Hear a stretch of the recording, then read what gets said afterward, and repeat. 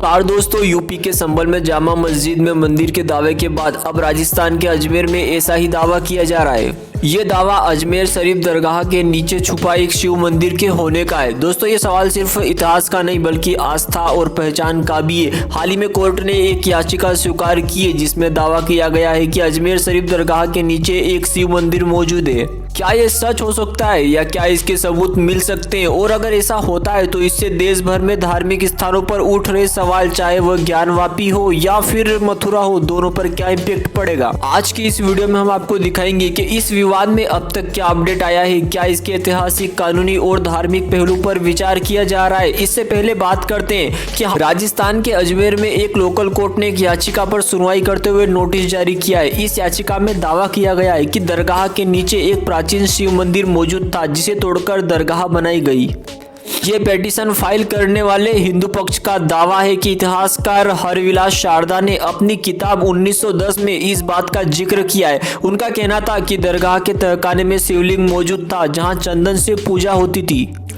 लेकिन दोस्तों, सोचने वाली बात यह है कि क्या यह दावा एक किताब के रूप में कल्पना माना जाएगा या ऐतिहासिक एविडेंस के रूप में देखा जाएगा। अब दोस्तों, कोर्ट ने केंद्र सरकार, आर्कियोलॉजिक विभाग और अल्पसंख्यक विभाग आयोग से जवाब मांगा है। अब दोस्तों, अजमेर का पुराना नाम देखा जाए तो अजय मेरू, इसे पृथ्वीराज चौहान के समय में एक महत्वपूर्ण धार्मिक और सांस्कृतिक केंद्र माना जाता था। ऐसा कहा जाता था कि चिश्ती साहब, जो दरगाह के संस्थापक थे, 12वीं सदी में अजमेर आए। लेकिन इससे पहले क्या था वहाँ? क्या यह एक प्राचीन हिंदू और जैन मंदिरों से जुड़ा हुआ था? आपको जानकर हैरानी होगी कि कई विदेशी यात्रियों के लेखों में भी अजमेर के पुराने मंदिरों का जिक्र मिलता है। तो क्या दरगाह वाकई एक मंदिर को तोड़कर बनाया गया है? अब इस सर्वे के बाद ही ये सारी चीजें क्लियर हो पाएगी।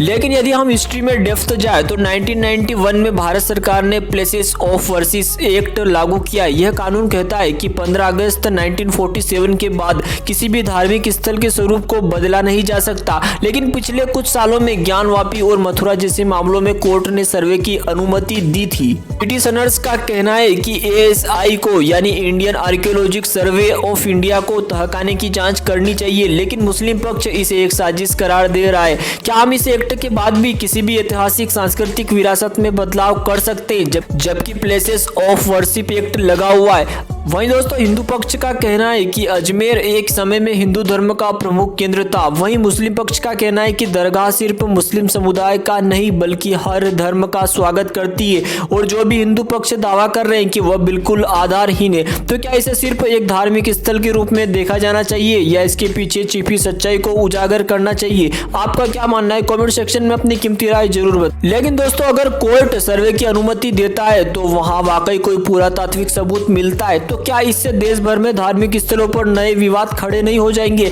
जबकि ऑलरेडी ज्ञानवापी और मथुरा में हमारे केस पेंडिंग ही। अगर यह शिवलिंग मिला तो क्या इसे फिर से मंदिर बनाया जाएगा, और अगर कुछ नहीं मिला तो क्या यह विवाद यहीं खत्म हो जाएगा? 20 दिसंबर को कोर्ट की अगली सुनवाई है। इस फैसले से न केवल अजमेर बल्कि देश के सभी हिंदुओं की आस्था प्रभावित हो सकती है।